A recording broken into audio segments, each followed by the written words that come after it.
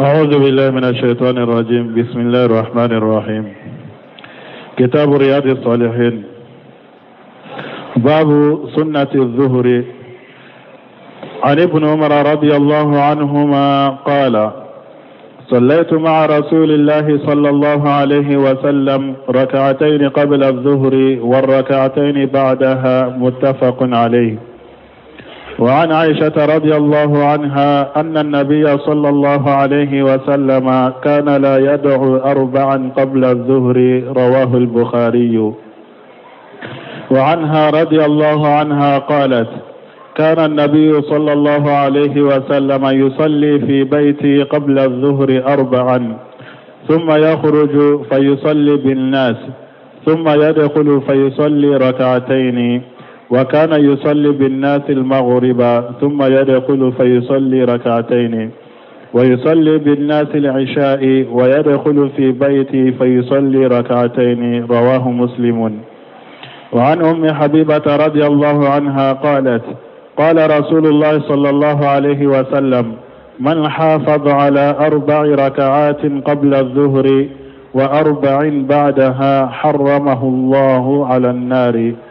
رواه أبو داود والترمذي، وقال حديث حسن صحيح. وعن عبد الله بن سائب رضي الله عنه أن رسول الله صلى الله عليه وسلم كان يصلي 4 بعد أن تزول الشمس قبل الظهر، وقال: إنها ساعة تفتح فيها أبواب السماء، فأحب أن يصعد لي فيها عمل صالح، رواه الترمذي، وقال حديث حسن. وعن عائشة رضي الله عنها أن النبي صلى الله عليه وسلم كان إذا لم يصلي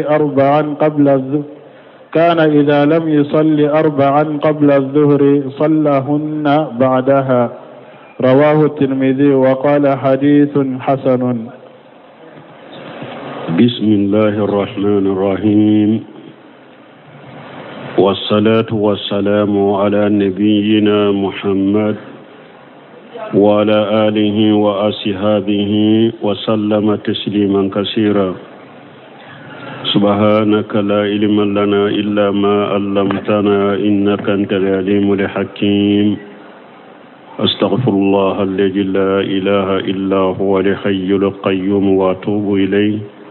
اللهم انفعنا بما علمتنا وعلمنا ما ينفعنا وزدنا علما.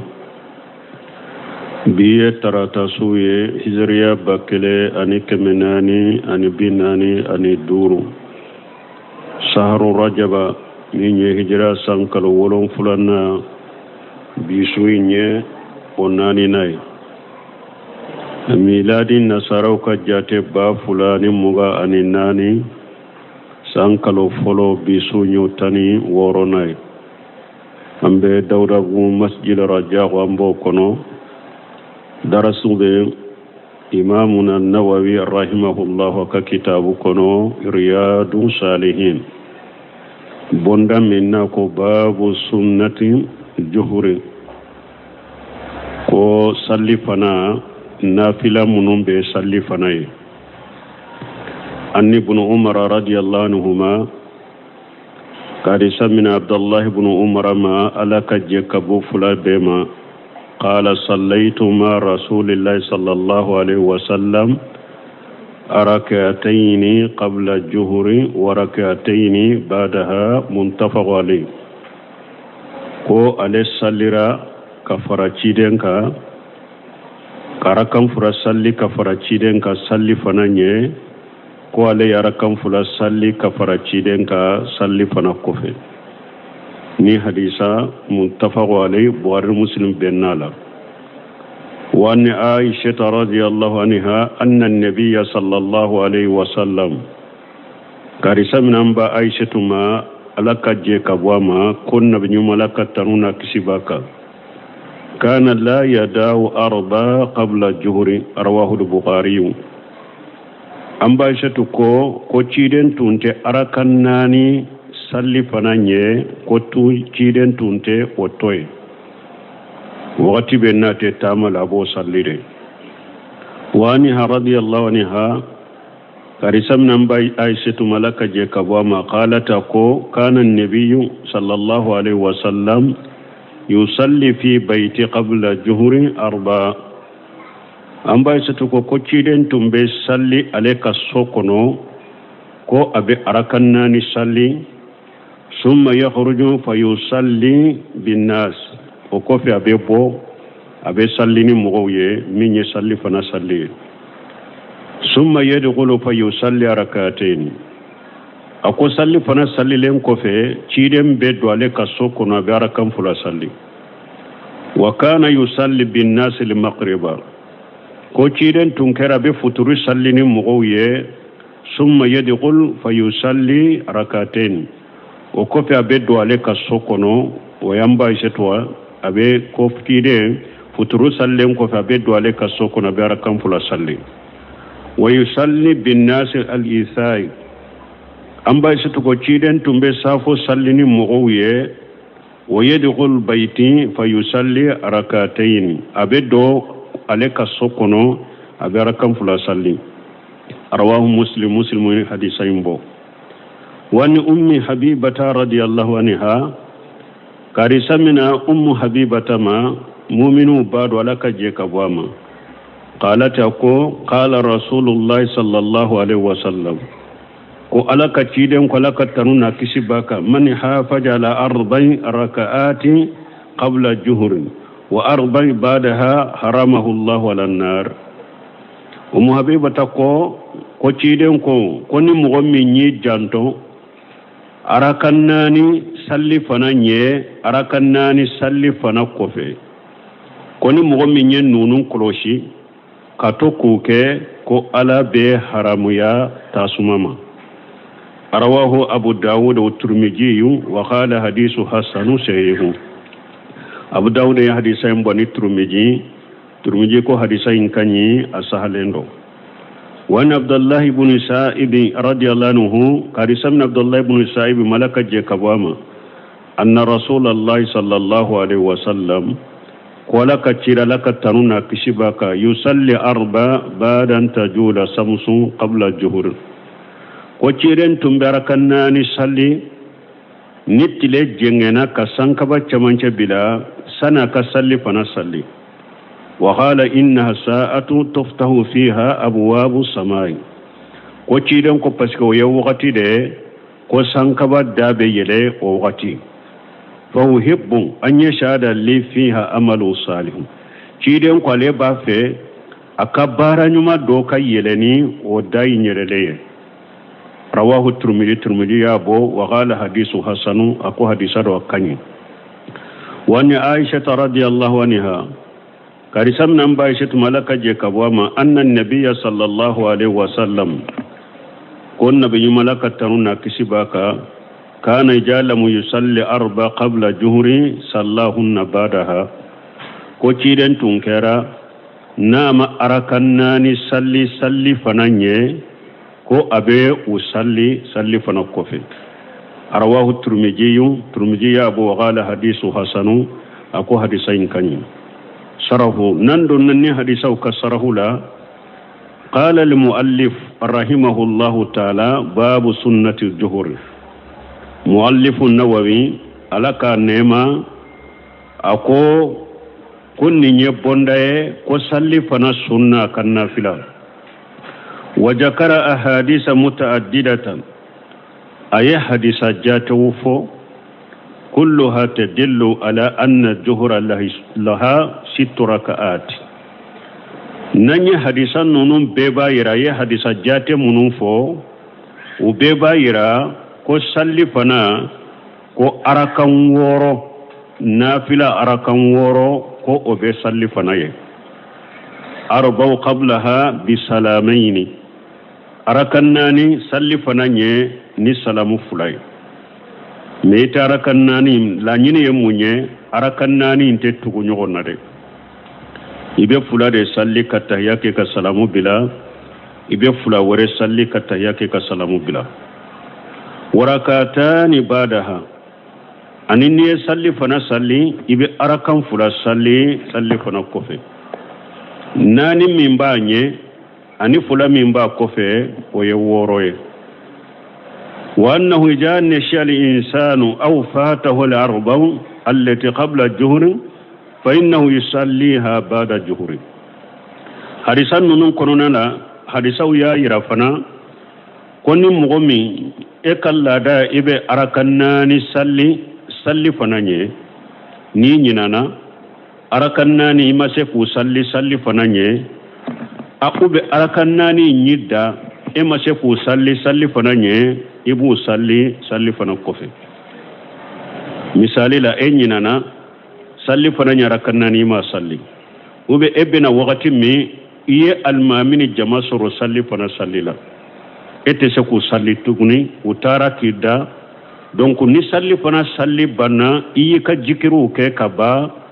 donc salli fana nyara kannani ibu sara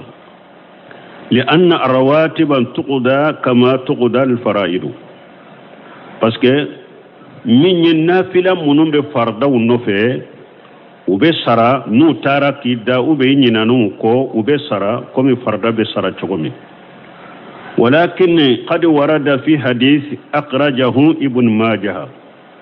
mais anana hadisa dola ibn majah ye hadisa yumbo arawati mu salli fana nye nani ni ɲinana ko u bu taara ku da nubu sara kofe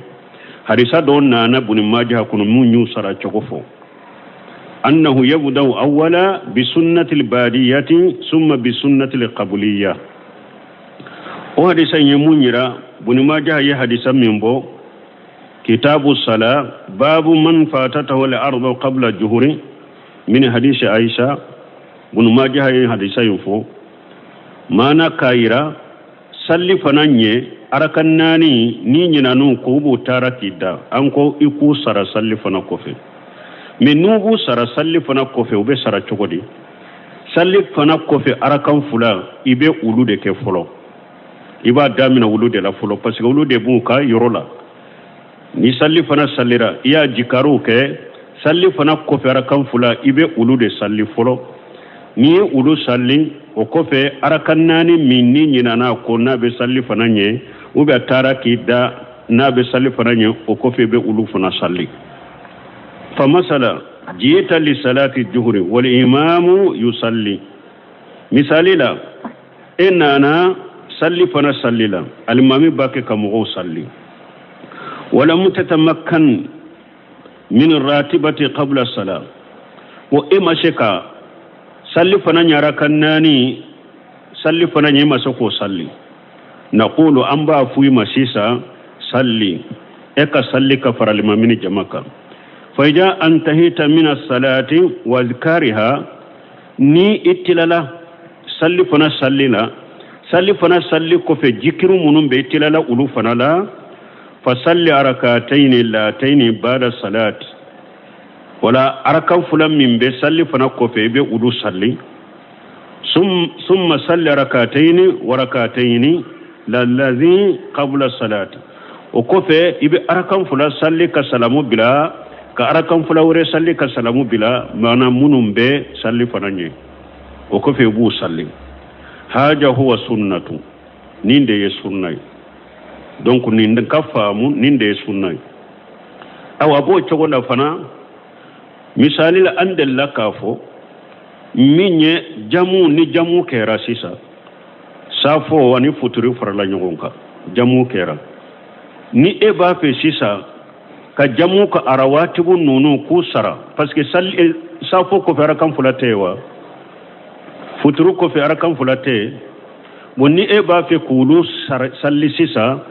futuru ko fe arakan fula ba yoro laibo de salli o ko fe safo arakan fula min ba ko fe ba salli comme ni hadisa mi be bunu ma jahala ayafo chokomi ni salli fana arakan nani taraki da ni salamu bilala ibe ewa salli kofe jikiru ke o kofe arakan fula min be salli fana kofe ibo ulu salli folo o kofe arakan nani min taraki da ibe ulu salli fana ni salamu fulay wa fi hadhihi al ahadith abinni hadisan la dalilun dalulaw bi hadisan nunun kono ala anna al insana yanbaghi lahu an yuhafija ala rawatibi akaka hadama de ikanni salli munu ni nafila munun be fardaw nofe akaka hada maden kan nunun koloshi li qawli aisha radhiyallahu anha an bashi to ka kuma kosala ka je ka wa makana nabiyyu sallallahu alaihi wasallam la yadaw arba rak'ati qabla juhuri an bashi to ko ciden tunte arakan nani toye salli fananye yani la yatrukuha la yadaw kroy munye la yatrukuha ko ciden tunte arakan nani atunta toye salli fananye illa annahu fi safari لا يصلي سنة الظهر لا الأولى ولا التي بعدها من نتيرين بتاملا نافلا من بسلي فناني أتا سلي نافلا من بسلي فنقف أتا سلي parce que هذا مدى تامد دي نيبه تاملا فردا يري من أركان ناني أركان فلاين بنا كبوي كبير فلا رسالي شكو دي أمبا نيني في كويكا رواتبوكي farra yere be bi ka boy ka afula imbe bi salli fana ibe fula de salli la sara ibe fula de salli safo ibe fula de salli farda yere fula binna ka boy ka tama in koso munna amba foy ka arawati bunati wada to abdullah ibn umar na lebe tama la te arawati bu salli do ya nyin ka ola ko munna ni ete arawati bu salli akunna ale tumbe arawati bu salli nafila munumbe farda unofe na ale tumbe ulu salli atumbe salli fada ke nani yeshinya kele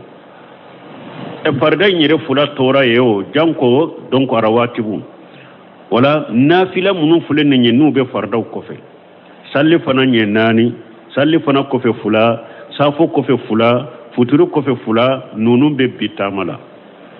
tama dente nunun salli arawati bu ni nafila min tebbi ibe tamala ite tamala tebbi oye arakata al-fajr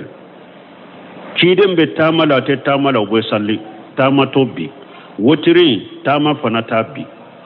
hada madin fana ka sufen nafila min ni dalilala tama tabbi ciden tumbe na be tamala ka to akanya me ka ba kan nafila te tama tobbi wala hasalli tama tabbi ka boy bolo nun nafila nunu ni ifrelen do ka tamala be se ko uluke nafila munun be bi oye arawatibu nununde ulu be bi kito tama denyala donc ikam nafila to e warakata al-fajr o tebbi wotiri tebbi ika sufe nafila bi bula tebbi e ika wala hasalli tebbi ni yere ferlendo har ni be tamala ni be seka nunun ke ibuke munun be bi oye arawatibu de kito tamala ulu be bi lianna an-nabiy sallallahu alaihi wasallam parce que nabi nyuma la kataruna kisibaka lam yakunu yusalli ratibata dhuhri idha kana musafira ciden tunte salli fana nafila munumba no fe ciden tunte ulu salli nabe tamala wallahu almuwaffiq باب سنة العصر عن علي بن أبي طالب رضي الله عنه قال كان النبي صلى الله عليه وسلم يصلي قبل العصر 4 ركعات يفصل بينهن بالتسليم على الملائكة المقربين ومن تبعهم من المسلمين والمؤمنين رواه الترمذي وقال حديث حسن وعن ابن عمر رضي الله عنهما عن النبي صلى الله عليه وسلم قال رحم الله امرأ صلى قبل العصر 4 رواه أبو داود والترمذي وقال حديث حسن وعن علي بن أبي طالب رضي الله عنه أن النبي صلى الله عليه وسلم كان يصلي قبل العصر 2 رواه أبو داود بإسناد صحيح باب سنة العصر نيبوندا مني لا صرفنا نافلة منومبالا مي ولوتا ترواتبوي لا صرف كسنة درو مي سنة منوندو ولوكا سنة يا مجليا كم أرواتبو نيغنو أن علي بن أبي طالب رضي الله عنه قال سمنا علي بن أبي طالب ولك جيك مكة قال كان النبي صلى الله عليه وسلم أقول نبي نما تنكر لك ترونا كسباكا يصلي قبل العصر 4 ركعات يفصل بينهن بالتسليم على الملائكة المقربين كوتشيدن تنبسلي لا سراني أركان فلا أركان ناني ko abe salli malikiya o kam malikiya munun gerelembe alala o man tabi'ahum min almuslimina wal mu'minina ado mo ani mo munun tugulembe ulula silamu ni mu'minuna arwahu turmiji wa qala hadithu hasan turmiji ya abo ako hadisa ro kanyi me Sheikh Albani ako hadisa minna na ko ciden tumbe Ali ibn Abi Talib ko ciden tumbe salli la saranya nani ako hadisa masaha ko hadisa yel de fuye hadisa min ko ciden tumbe salli la saranya rakannani ako hadisa sahlen toye anni ibn Umar radiyallahu anhuma karisa min Abdullah ibn Umar malaka je kabu fula bema anni nabi sallallahu alaihi wasallam kabon nabi nyoma malaka tanu na kisibaka qala rahimallahu imra salla qabla al-asr arba ko alaka hinna alaka mugon nema mugon minni arakannani salli la gasarani ni hadisa kuma bala hadisa tigo bolo kosobe me Sheikh Albani ko ni hadisa sanadu ko hasanu ko hadisa sanadu kani ko ciden ko alaka mugon nema mugon minni arakannani salli la gasarani donc ni nyaayira la gasarani be se ka arakannani salli sunna do me sunna min do sunna ratibate aka sunna yag man gele yalente comme arawatibu nyogona uba fo nunuma sunnatul mutlaqa sunna bilalendo te ani abese ka do hadisa kono fana bayna kullu azanini sala kiden ko salli wole be ani salli kortani nyogonce salli be abese ka do kono mi sunnatul ratibatu te wani Ali ibn Abi Talib radiyallahu anhu anna an-nabiy sallallahu alaihi wasallam كارثة من آل ابن أبي طالب ملك جيكبا ما كنا بنيما كان يصلي قبل العصر ركعتين أرواه أبو داود بسناد صحيح شغل باني كنين دي مانكنه كوتشيدن تنبي أركام فلا صلي لا سراني أكو دي مانكنه أكو باسكي أيوة أكو حديثة دوين وسهلندو حديثة فلو من تمنا كو أتنبناني صلي لا سراني أيو سندو كنيا mais hadisa laba min fulen ninye ko ciden tumbe arakan fula salli la saranye akonni de la fulendo ako ye hadisa la fulendo ako pisaju do munna ko hadisa minna na ko atumbe arakan nani de salli la saranye ko ani ni mbora nyukon koro ko ndafuju min fulen ninye qabla li ashra rakateni sajum ko oye sajuye parce que riwaye mi sahara ko ani oye au bora nyukon koro irware min sahara kabo Ali bolo ayen nani de fo ni aye fula de fo u bora nyogon koro ni nye saju ya ko ni nye de fuye donc ni nya irana Ali ka hadisa folo min temena ani ibn Umar ka hadisa ka fo nafilati mutlaqa nafila bilalen do sunna do abiye e walla ga saranye kan nani salli ni hadisa fula koso Ali ko ciden tumbe nani salli ga saranye ani fana Abdullah ibn Umar ka hadisa alaka mugonnema mugo minni yennani salli la gasaranye me doni ko ko arawatibu tede arawatibu tel la gasaranye noni en nafila bilalenyete sunna bilalendo nafila bilalendo te ubedo hadisa kono fana bayna kullu ajanini sala me arawatibu tel la gasarabolo arawatibu ta nye arawatibu ta kofe باب سنة المغرب بعدها وقبلها تقدم في هذه الأبواب حديث ابن عمر وحديث عائشة وهما صحيحان أن النبي صلى الله عليه وسلم كان يصلي بعد المغرب ركعتين رواه أبو داود بإسناد صحيح وعن عبد الله بن مغفل رضي الله عنه عن النبي صلى الله عليه وسلم قال صلوا قبل المغرب قال في ثالثة لمن شاء رواه البخاري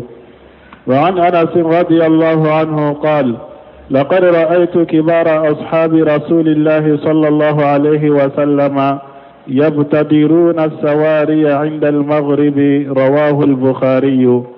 وعنه رضي الله عنه قال كنا نصلي على عهد رسول الله صلى الله عليه وسلم ركعتين بعد غروب الشمس قبل المغرب فقيل أكان رسول الله صلى الله عليه وسلم صلاهما قال كان يرانا نصليهما فلم يأمرنا ولم ينهانا رواه مسلم وعنه قال كنا بالمدينة فإذا أذن المؤذن لصلاة المغرب ابتدروا السواري فركعوا ركعتين حتى إن الرجل الغريب ليدخل المسجد فيحسب أن الصلاة قد صليت من كثرة من يصليهما. رواه مسلم. باب سنة العشاء بعدها وقبلها. باب سنة العشاء بعدها وقبلها. فيه حديث ابن عمر السابق صليت مع النبي صلى الله عليه وسلم ركعتين بعد العشاء، وحديث عبد الله بن مغفل رضي الله عنه أن النبي صلى الله عليه وسلم قال بين كل آذانين صلاة. متفق عليه. باب سنة المغرب بعدها وقبلها. نيبوندا فتوري فنا كنافلا سنة من بفتوروني أنا كوفي. تقدم في هذه الأبواب حديث ابن عمر وحديث عائشة وهما صحيحان. أنيا فوقت من نبوندا وكونو عبد الله بن عمر كحديثا أني أمباشة كحديثا حديثا فلاني حديثا سهلون أن النبي صلى الله عليه وسلم كنا بنيمالك تنونا كشباكا كان يصلي بعد المغرب ركعتين كوتشيدن تمبي ركعم فلا صلي فترو كوفي وفورا بن عمر كحديثا كونو وفورا مباشة حديثا كونو وفلا بي حديثا سهلون. رواه أبو داود بسناد صحيح. أبو داود إن حديثا بني سند من كنه. وأن عبد الله بن مقفل رضي الله عنه كارثة من عبد الله بن مقفل ملك جيكابواما أن النبي صلى الله عليه وسلم كبون نبي ملك تنونا كسباك قال صلوا قبل المغرب قال في ثالثة لمن ساء. رواه البخاري. كيدي أقول صلوا قبل المغرب صلوا قبل المغرب صلوا قبل المغرب لمن ساء. كيدي أقول أي صلي فتريني أي صلي فتريني أي صلي فتريني sinya sabana ya faraka na akadi mugominye puru kabonna wafilu ratibala kabila sunnatul mutlaqala wodi ato si sabana kunna diara mugominye puru mugo fana kana jatemina ko futurunya rakam fula fana arawati budedo donc puru kabonna filatu ratimula kabila nafila biralena tedro sinya sabana kunna ye mugominjia. وأن أنس رضي الله عنه كارثة من أنس ملك جيكابواما قال لقد رأيت كبار شهاب رسول الله صلى الله عليه وسلم كو علي تيرين كسيبون قربوية يبتدرون الشوارع عند المغرب. رواه البخاري. نو بن يغندا كتا مشرك بيوما فترو وقتي بخاري حديث يمبر كان يغندا كتا بيوما منا نيا يرانا ni futuru welela sani ewa salli ka korota ka futuri salli mo be se kan nafila ke ibe se kan nafila ke futuru nye min nafila ratiba de te futuri bolo anye min nafila bilalemba anye kiren ka sheba baw ni salli welela futuru welela ubun nyogon da kata mishiri piye umade munna pour ka piye inka sutura mo kana ka salli tige ube nyogon da kata mishiri ka piye uma pour ka pied mina ka salli pied kofe ka pied ke aka suturaye pour asalli to mo kana teme ka satni corona tige. wani wa radiyallahu anhu qadi samina nas malaka je kabwama qala kunna nusalli ala ahadi rasulillahi sallallahu alaihi wasallam rak'atayn ba'da qurubi samsi qabla al-maghrib. ko ulutumbe ciden tilela anasi ko ciden tilela ulutumbe arakam fula salli tile binni kofe sanni futuru ka salli tile ni tile binne ko fe sanni futuru ka salli kulu bi arakan fula salli faqila kana rasulullah sallallahu alaihi wasallam sallahuma wa anas nyininka yala ciden yere yenni arakan fula salli ba ni tile binna sanni futuru ka salli arakan fula ciden yere ja salli ba u fula salli ba qala kana yarana nusallihima falam ya'muruna wa lam yanhana. rawahu muslim. Anasi ko ciden kon atumbanye ambu fula salli amanya mariya kwanko salli amman balula fana donc kaira arawati bute na fila birale note na kadiye ba salli na salli madiya ye ni ma salli fana foi cika parce que ko ciden mu nya mariya ka salli amu balala fana atumbu ye fana رواه مسلم حديثين بو وانه قال كنا بالمدينه كارثه من انس ما اكو انتم بالمدينه فإذا أذن المؤذن لصلاة المغرب نصلي ولا نا يصلي ولا فطر صلي نا يصلي ولا فطريه أبتدروا شواريا كو شيبو تمبي نيغوندا كتابيوما فركو أركعتين وبي أركان فلا صلي معنى كنيغوندا كتابيوما كجوبيو كوفي كبيكو كسطورة مغو كانو كصلي تيجي كاركان فلا صلي donc ni nyaira mogo min ni misiri la e b'a fɛ ka nafila kɛ i ka nafila kɛ pied dɔ kɔfɛ mɔgɔ ka n'i ka salli tigɛ o bɛ hari salli kɔfɛ fana nafila minnu bɛ salli pied dɔw de ɲini misiri kɔnɔ i ka taa jɔ pied in kɔfɛ k'a k'i ka sutura ye i k'i ka salli mɔgɔ ka n'i ka salli tigɛ hata inna rajula alqariba anasi ko hari ni mɔgɔ min ye dunan ye ni cɛ min ye dunan ye la yadkhulu almasjida a bɛ don ciden ka misiri kɔnɔ فيحسب أن الصلاة قد صليت من كثرة من يصليهما رواه مسلم هاري نيتشي من نانا دونا مسيري كونو نيدونان ديدو نيتشي تيلمان كي فوتورو ني تشيدن كا سيبا چامان بين أركان فلا صلي نيدونان دو دونا مسيري كونو إبا جاتي من فوتورو صلي را دو باكي كا فوتورو كوفي أركان فلا دي صلي تيلمان كي جما بين صلي فوتورو ني صلي أركان فلا ني جما باكي مسيري كونو نيدونان دونا abeke e nyana futuru sallirade u fule futuru ko fera kan fula de la ka soro ba ke ka futuru nye ara kan fula de salli donc ni nyaayira na futuru nye mo ordu be mo bolo nyamara be mo bolo i kan nafila ke men nafila min do aka sunna yan mangele ko me ratibu te babu sunnatul isai ba'daha wa qablaha kon ni bonda fana ko safo ka sunna nimbe safo nye ani mimbe safo kofe donc anko fardan nunu sogoma nafila banya rawatibu banye sogoma fajiri sallile kofe sogoma sallen kofe sallite yere salli fana nani banye fula ba kofe lagasara arawatibu tabula nyefe tabula kofe men nafila bilalen do ba kofe men la e a nyefe men la sara ko fe wakati barilendo sallite ke foni mo min ba ka salli juru do sara futuru fana nye nafila bilalen ba ye mi arawati bute futuru ko fe arawati bu ba ye arakan fula safo nye arawati buta bolo anye me safo ko fe donc arawati bu ba ko fe fihi hadith ibn umar sabiqu safo ta akan nafilawu ibn umar abdullah ibn umar ka hadisa min temena ubedo o delila kono ako sallaitu man nabi sallallahu alaihi wasallam rak'atayn badal isai ko ale sallira kafara ciden ka safo ko fe ko ale rakam fula salli kafara ciden ka donc safo ko fe rakam fula waye rawatibu ye wa hadith abdullah ibn muqaffal radiyallahu anhu anna nabi sallallahu alaihi wasallam donc salli fana la saranye nafila be soro joro juma akofe taye arawatibu ye anyo boyoro do anyo delela soro abdullah ibn umar ka hadisa kono mais sala safo nye anko sunna baye me arawatibu te anyo delela tami abdullah ibn muqaffal ka hadisa la ka je kabama anna nabiyya sallallahu alaihi wasallam qala kunna binyuma alaka tanuna kisibaka ko baina kulli azanaini salatu muntafaqu alayhi ciden ko salli wale be ani salli korota ni nyogonche nafila be donc la safo ni arakan fula sunna ya asorola yande me sunna mindo sunna gelente comme arawatibu